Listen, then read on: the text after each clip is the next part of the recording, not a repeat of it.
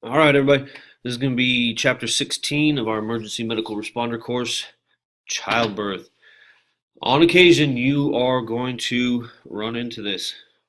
Um, doesn't happen very often. Most women are able to get themselves to a hospital before this happens, but sometimes it does happen, and you need to be ready for it if it does. So, childbirth is normal, natural part of life. Your part in this process involves helping, guiding, and supporting the newborn as it's born, and also supporting and helping the mother.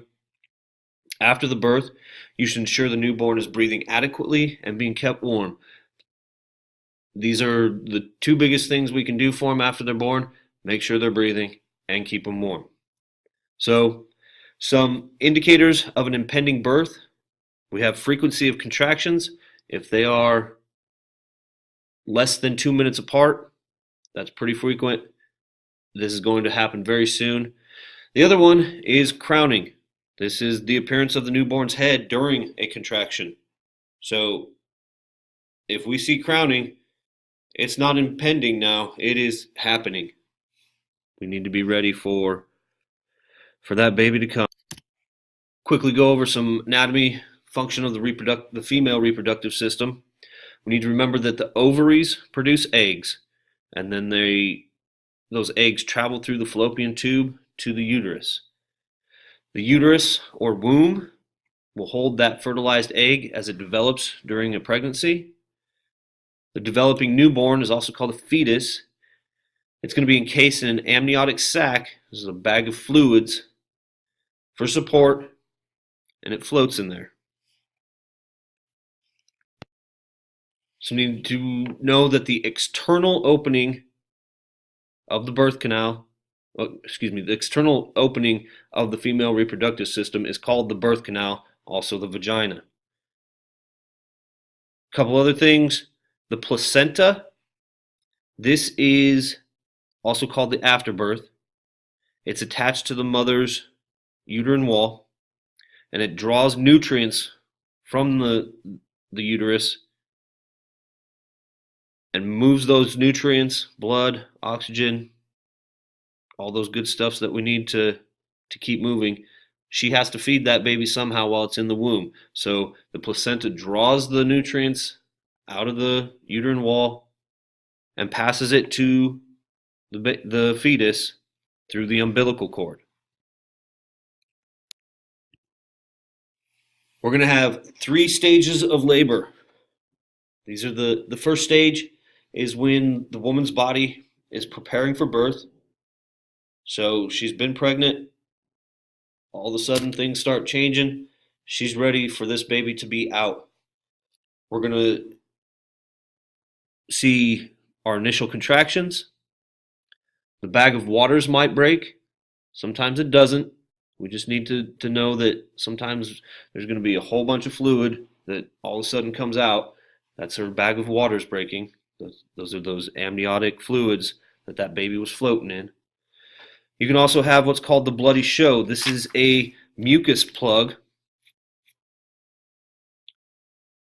that it's a plug of mucus, often bloody.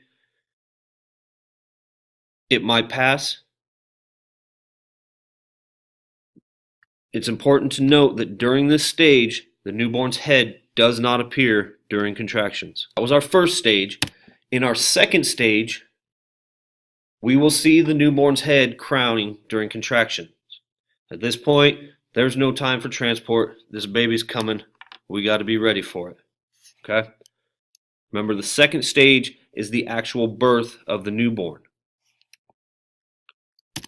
After that second stage and the birth, we have the third stage, which is the delivery of the placenta. Remember, the placenta is that part that's connected to the uterine wall of the mother that's sucking nutrients and oxygen and providing it to the baby through the umbilical cord. We have to assist in stabilizing the condition of the mother and newborn and help deliver this placenta. So when we arrive on scene and this woman tells us that she's about to give birth, we have to get some information to figure out if we're going to be able to reach the hospital or not, or if we need to start getting ready. One of the questions is this the woman's first pregnancy? If this is her first pregnancy,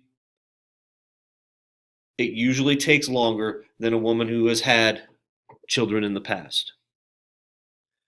The next one is going to be, has the woman experienced the bloody show? Has that mucus plug passed yet? Has the bag of waters broken? Like I said, this usually breaks towards the end of the first stage of labor. It might not break at all, and we'll talk about that here in a minute or so. How frequent are the contractions? Like I said earlier, contractions of less than 2 minutes means that baby's coming, and we need to be prepared for it. Does the woman feel an urge to move her bowels?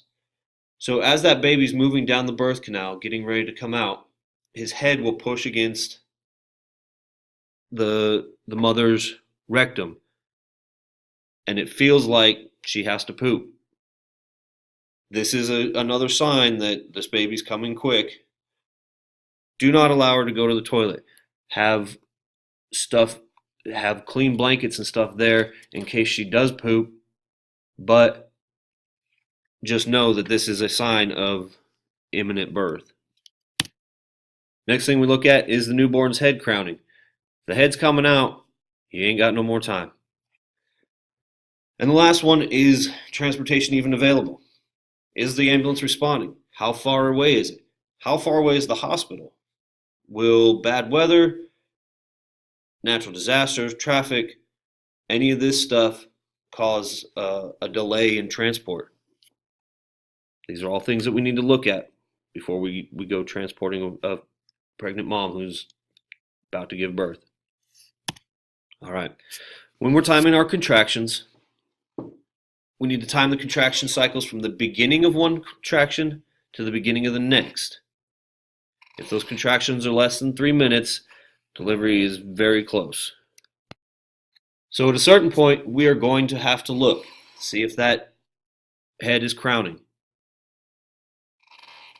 If it is, we need to be ready for delivery. We don't want to risk transporting the woman to a hospital if that baby's head is already coming out. Trying to do stuff, if it's not in the back of an ambulance, trying to do something in a car is not a good place to be when this baby's coming. We want this mama as comfortable as possible, and we want to be ready to treat that baby as soon as it comes out. So doing this on the side of the road with her in the back of the vehicle is not a good place. So we've decided that this is going to happen, and we need to get prepared for it.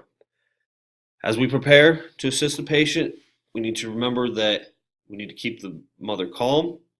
This is a natural process. Women have been doing it for a very long time. Bodies know how to deal with most of this stuff. The other thing is you need to calm yourself. This is going to be an experience you're going to remember, but you need to be calm, because if you're not, that mama's not calm. So make sure that you're calm and keep her calm. Everything's going to be good. So if you're having to do this in somebody's home, you're probably not going to be able to maintain sterile conditions. You want to keep it as clean as possible. You've watched the movies where the old woman starts calling for clean blankets and pots of boiling water. We probably don't need pots of boiling water. Clean blankets would be nice. We need to make this a nice environment for this baby to be born into. You want to wash your hands thoroughly. If you do not have a sterile delivery kit, use the gloves from your truck, okay? And you want to have plenty of clean towels and such available for you, because it's going to be messy. There's going to be blood, there's going to be fluids. So remember, with that, you need to protect yourself. But also, as that baby's delivered, you need to be ready to dry that baby off, because he's going to be a slippery little booger. You got to be ready to catch him, dry him off, keep him warm. All right, we're going to place the patient, this is the mama, on a firm surface that is padded with blankets, folded sheets, towels, and then we kind of want to elevate her hips about 2 to 4 inches with pillows or blankets. We want to place her on her back with the knees bent, feet flat on the surface beneath her.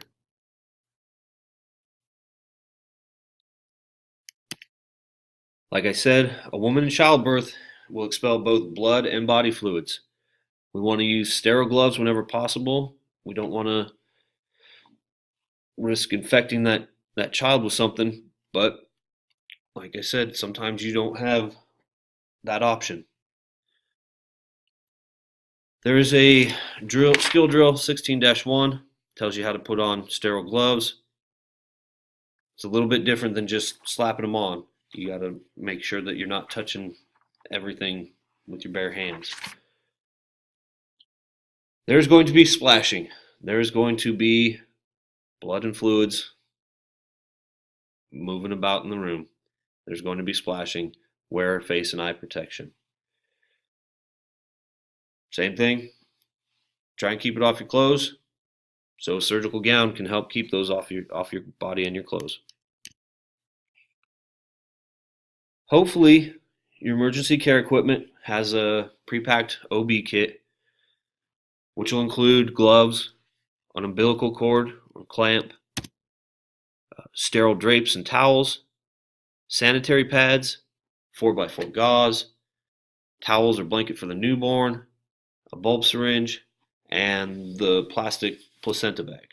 We want to make sure to hold on to that placenta after delivery. We usually take it to the ER with us so that the doctors can examine it. Some other stuff you might need: sheets or towels for the mother, suction if you need it, if you have it. Great thing to have, because sometimes you have to aggressively suction the baby's airway to get all the fluids and the stuff out. Oxygen, if available, as well as a newborn size face mask. If we don't have a delivery kit, that baby doesn't care. It's coming. We need to find appropriate substitute materials. So as we begin to deliver the baby, we have to remember that there's two lives here. We have the mother and the baby.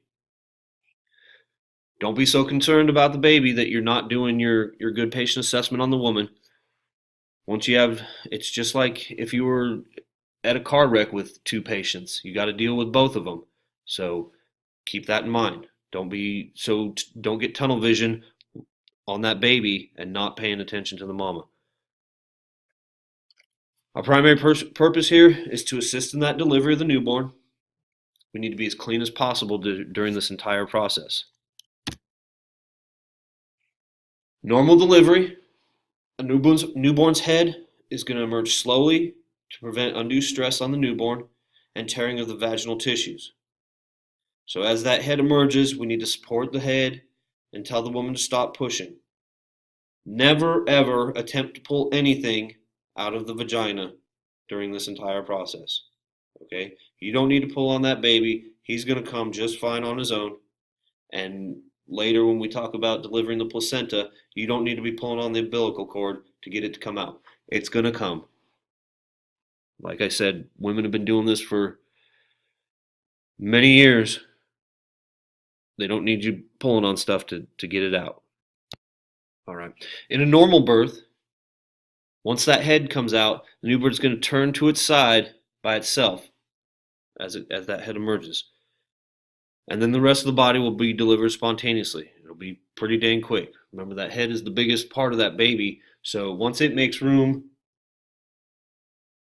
in the pelvis and in that vaginal opening, once that head gets passed, the rest of the body comes pretty quick. You got to remember, this baby is going to be wet and slippery. You got to be careful, don't drop him. We want to keep the newborn's head at about the same level of the vagina. So it's coming out. We're keeping it at the same level. Here comes the rest of the baby. We want to keep it all about the same level. Here we can see in that first picture, the head's crowning, which means he's coming. And now he's coming through, and we're just supporting that head. It'll come through on its own. We're not pulling on it.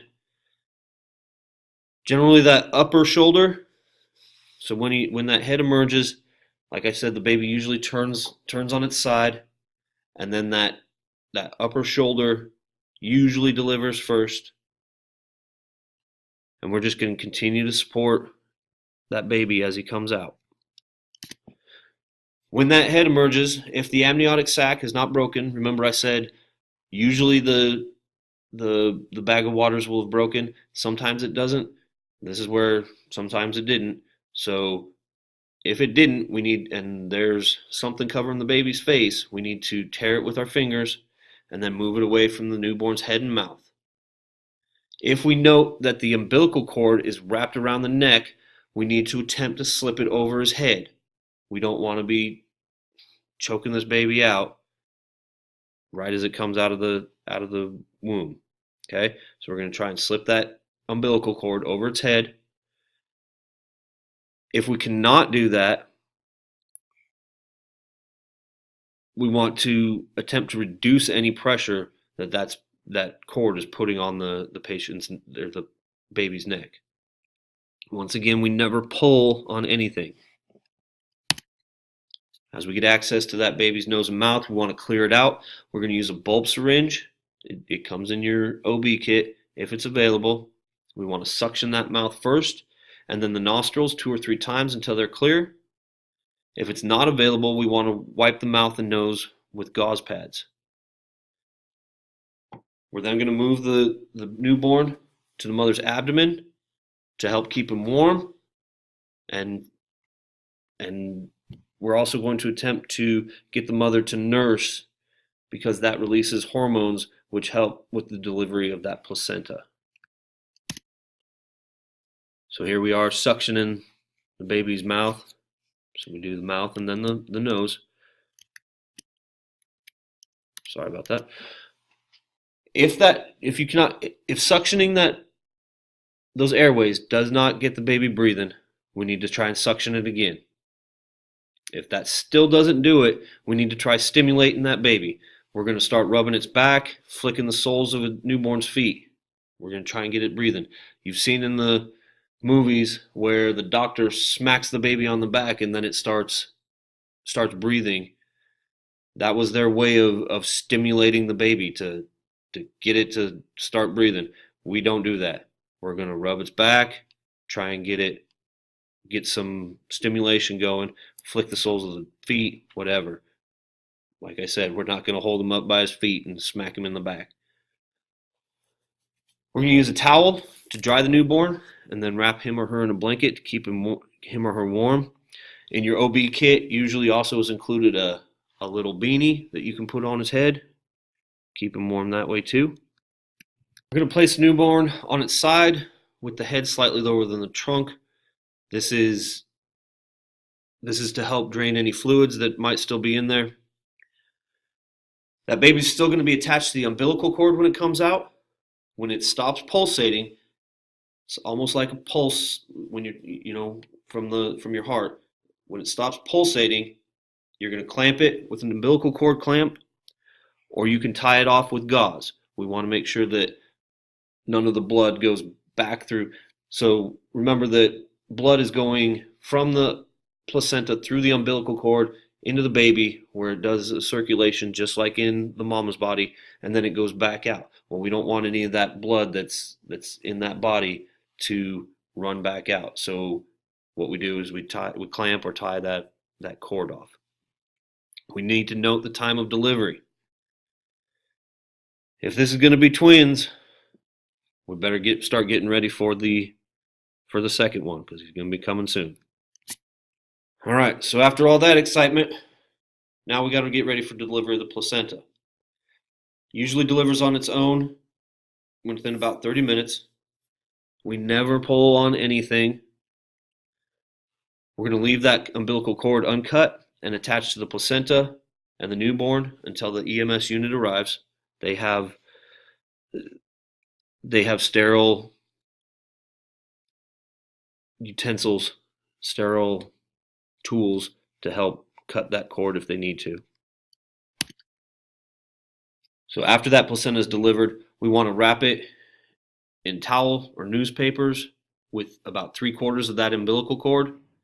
Place it in that plastic bag, transport it to the hospital. Try and keep it at the same level as a newborn so that we're not moving, like I said, we're not moving blood from the placenta to the newborn or from the newborn back to the placenta. So after the placenta is delivered, the mother's bleeding usually stops. If it doesn't, we can do what's called uterine massage, help help stop things up in there. We're going to place one hand just above the mother's pubic bone. Use your other hand to press down into the abdomen and use a circular motion. You're going to massage the uterus until it firms up. So it's going to be really soft. As we massage it, it should firm up, and this should help stop the bleeding. This should take about 3 to 5 minutes. Now we got to continue to observe the mother and newborn. Keep both of them warm. About every 3 to 5 minutes, we need to check that uterus for firmness. Recheck the vagina for any excessive bleeding. Mom's going to lose some blood during a normal delivery, so just keep that in mind. If it's excessive, if it's over 1 or 2 cups, we need to note that, and we need to help treat it. We're going to continue massaging that uterus. If it hasn't firmed up or if bleeding continues, clean the mother with clean, moist towels or cloths. Give her small amounts of water to drink if she's thirsty. Resuscitating the newborn. So when we did our CPR course, we talked about this a bit. If the newborn does not breathe on its own within the first minute of birth, we need to start doing the stuff from this skill drill in 16-2. This is just resuscitating the newborn. This is tilting that head down into the side to encourage draining. We're going to clear secretions, suction the mouth and nose with a bulb syringe. Try stimulating, flicking the bottoms of the feet, rubbing the back. We don't handle them roughly, like I said. Still not breathing, still blue around the face. This shouldn't last very long, that blueness around the face. They should start breathing, and they should be moving air fairly quickly after birth. If they are still blue, they're not breathing, we've done everything so far. Now we're going to begin mouth to mouth to nose. So we're going to cover the baby's. Remember what we talked about in CPR about mouth to mouth, and that this is your decision. I'm personally not putting my mouth directly on anybody else's body. Maybe my kids and my wife, but definitely not anybody else. So you can do it by mouth to nose, which is covering the newborn's mouth and nose with your mouth and giving him breaths, or using a small newborn mask. Remember, when we do this, we're just giving them little puffs, just enough to make their chest rise just a bit. We're not taking a big giant adult-sized breath and trying to push it into these brand new little baby lungs. We're going to cause problems that way. If it's still not breathing, if this doesn't help, we're going to continue with our mouth-to-mask breathing, and we're going to check for brachial pulse. If we cannot find that brachial pulse, or if that pulse is less than 60, we are going to start CPR. And this is the one where we hold the baby in our hand or in our lap, and with 2 fingers, we depress the newborn's chest. So we're not smashing down on there, we're just using 2 fingers. We're going to continue this until the newborn begins to breathe and also has a strong pulse over 60. So less than 60, we are starting CPR. And then this baby needs rapid transport to the hospital. So some complications of pregnancy and childbirth. Ectopic pregnancy and shock in pregnant women. So remember that in a normal pregnancy, that egg gets fertilized and then moves down the fallopian tubes to the uterus. Well, in an ectopic pregnancy, that fertilized egg becomes implanted in the fallopian tube rather than the uterus. There's no room for it to grow in the fallopian tube. This is going to cause problem. It's going to expand and cause that fallopian tube to rupture. That rupture is going to cause acute abdominal pain, internal bleeding, shock.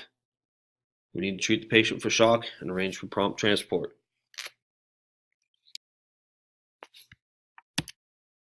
Miscarriage and vaginal bleeding.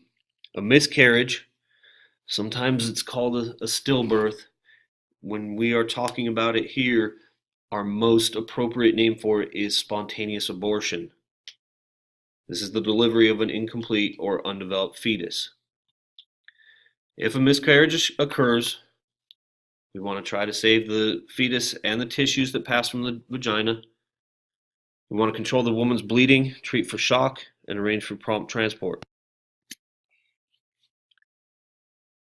Vaginal bleeding is going to be usually the first sign of a miscarriage.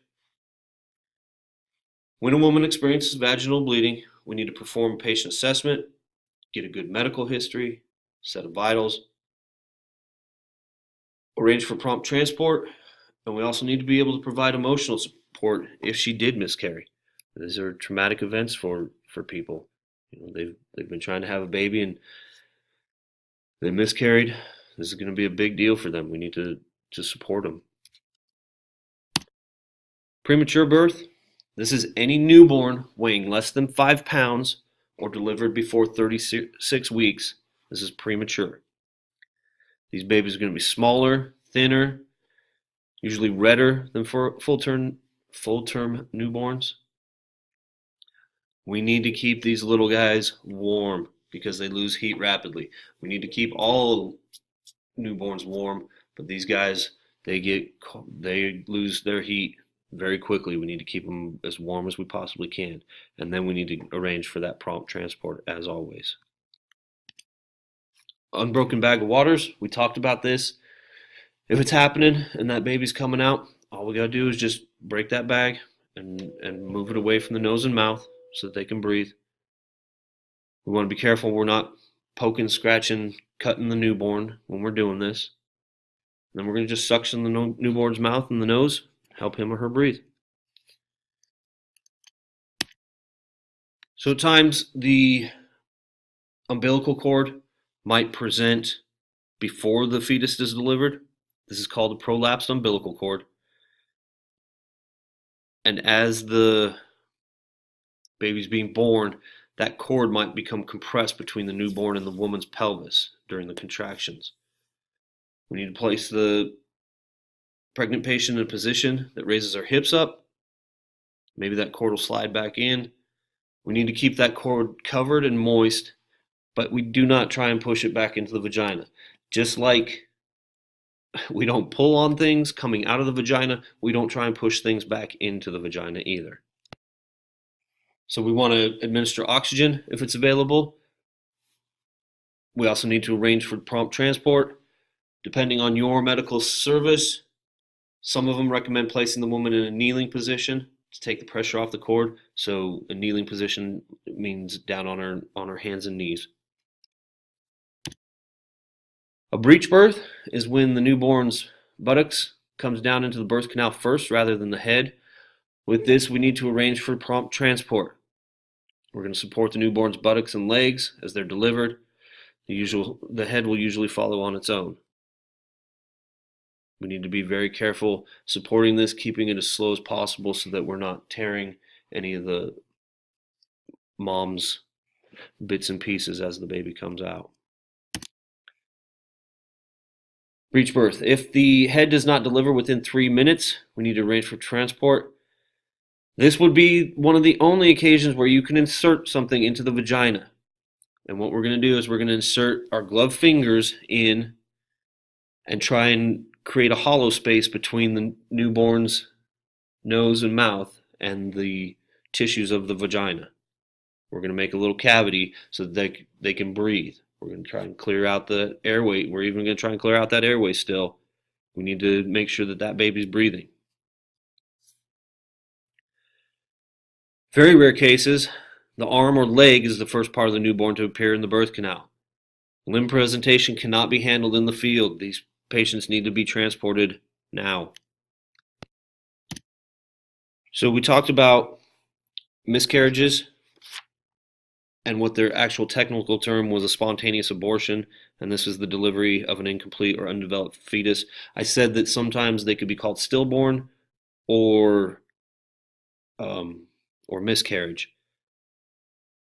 That's just some terminology that people use sometimes. A real stillborn delivery is when the newborn dies in the uterus before labor. If something dies, it's generally going to start decomposing, and when the woman's vagina expels this, it's generally going to have an unpleasant odor and not exhibit any signs of life. These could be signs that you don't have to start CPR if it's that obvious. Okay, we need to carefully wrap the stillborn newborn in a blanket, and then start giving our attention to the mother. Provide physical care and emotional support. Do our assessment. Make sure that she's, not having any issues with hypoperfusion, going into shock, stuff like that. All right, multiple births. This starts almost right after the first newborn. Generally, the birth should go along just the exact same way. If you had one good birth, shouldn't have problems with the next. So we need to get ready to repeat the procedure you completed for delivering the first newborn. So we got that first one out. We cleared airway, got him breathing. We're keeping him warm. Now we're getting ready for that second one.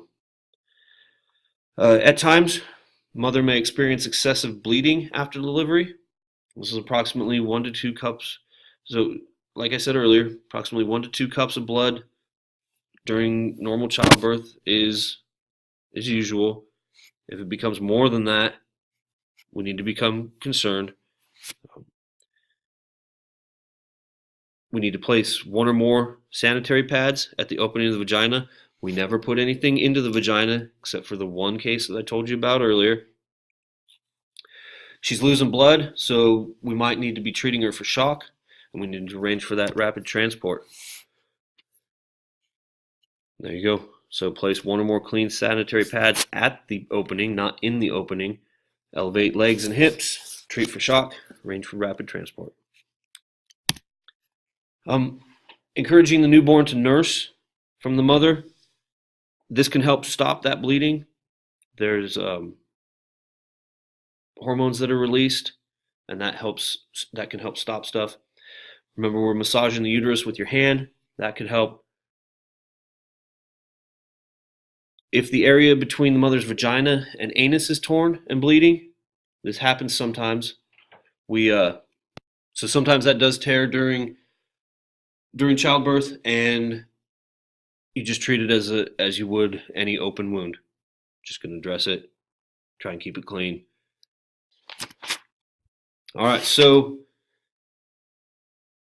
vehicle collisions with pregnant women. So now we have a woman who hasn't given birth yet, hopefully, thankfully. She was in an automobile accident. Probably needs to be examined by a physician. Forces involved, even minor crash, can have a great potential for injuring the woman or child. Just where the seat belts sit, even if you're safely strapped in, a lot of women don't know exactly where to put those seat belts when they're pregnant. So there could be the possibility of injuring that baby just with the seat belt. So we need to have these women examined by a doctor. We need to assess them, arrange for transport to the hospital. If they start exhibiting signs of symptoms of shock, we need to monitor that airway, breathing, circulation, get them some high flow O2, and then have them lie on their left side. So so remember, primary assessment, we always deal with ABCs first.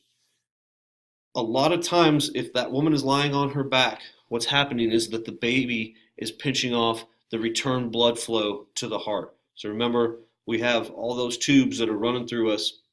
You have major ones that run through the pelvis where that baby could be sitting on them. So the high pressure tubes should be able to get past. But when that baby's pinching off those low pressure tubes, it might start causing a delay in return to the heart. Generally, having them lie on their left side clears it up most of the time. But as always, we're doing a good assessment, monitoring airway, breathing, circulation, giving them that high flow O2. So it is possible that a crash can kill a pregnant woman, but not the fetus. If this is the case, we need to provide CPR to the woman and transport her to the closest medical facility to see if we can save this baby. By doing the CPR on her, we're trying to keep blood flow through the body so that we're still getting oxygen and nutrients to the fetus, and we're also doing our bag valve mask, assisting with respirations, trying to keep the oxygen built up in there so that that baby is still viable when we get to the hospital, so they can try and save it. Just a little bit of extra wisdom there. So in summary, the key indicators in estimating how soon delivery will occur are crowning and the time between contractions. Remember, if we're down to 2 minutes, that baby's coming quick. And if we see the head, that baby's already decided it's here. Stage 1 of labor is characterized by initial contractions. Bag of water breaks sometimes. Usually it breaks, it might not. The bloody show occurs. Newborn's head does not appear. Remember that. Stage 2 involves the actual birth. This is where the baby's head crowns. We start to see it. And we must prepare to assist the woman with this delivery. Stage 3, the baby has been born. We're helping the baby, but now we're also getting ready for the delivery of the placenta. So we must assist in stabilizing the condition of the mother and newborn, and then help with delivering that placenta. As with everything, to deal with blood and body fluids, we have to exercise standard precautions when assisting with the delivery. After delivery, you have 2 patients to care for, the mother and newborn, unless it was twins, triplets, or more, and then you're going to have a few more to deal with. If the newborn does not breathe on its own within the first minute after birth, we need to proceed with the steps to resuscitate it. Although most pregnancies and birth are uneventful, you should be aware for possible complications, including those ectopic pregnancies, shock, vaginal bleeding, miscarriage, premature births, unbroken bag of waters, prolapsed umbilical cord, breech birth, stillborn, multiple births, and excessive bleeding after delivery. Quick review for the EMR. Assisting with delivery involves determining exactly when the woman will deliver, transporting the pregnant woman only, supporting the newborn's head as it emerges and telling the woman to stop pushing, or pulling on the newborn to expedite birth. Really, there's no way of determining exactly when the woman was born. It's either going to be imminent, or we have a little bit of time based off the questions that we asked. Transporting the pregnant woman, no. As we've gone over in this whole section, if it's coming, and you need to be ready to help. D, we're ruling out right off the bat because we never pull on anything. So we're supporting the newborn's head as it emerges, and then telling the woman to stop pushing. Bingo. 2, as soon as a baby is born, it is important to cool the baby, stimulate breathing, ensure the baby is dried and warm, keep the newborn's head higher than its body, or immediately cut the umbilical cord. So I hope I stressed enough to you that we need to keep the babies warm, so cooling the baby would not be a good idea. Keep the newborn's head higher than its body, not necessarily, and we don't cut the cord if we don't have to. So we're going to go with ensure the baby is dried and warm. All right. 3, complications of pregnancy include all the following except, so which one of these is not a complication of pregnancy? Premature birth, prolapsed cord, breech birth, or multiple births? So this is kind of a bad question because of how they set this whole book up. If you're looking, one of the topics is complications of pregnancy and childbirth. In that section, multiple births is in that section. What they want you to get here is that multiple births, if you have one birth that was fairly normal without any problems, the next one should go along just the same way. Now, premature births, we have little tiny babies, we need to make sure to keep them extra warm because they lose heat so fast. Prolapse cord, remember that's the one where the cord is sticking out of the vaginal opening before the fetus. This could cause problems. A breech birth, that's where we have buttocks first instead of head first. So, like I said, all of these were in that chapter, but really what they're getting after is that multiple births, if you have one, the second one shouldn't be as bad. Okay. All right, guys, that was childbirth, chapter 16. We'll see you next time.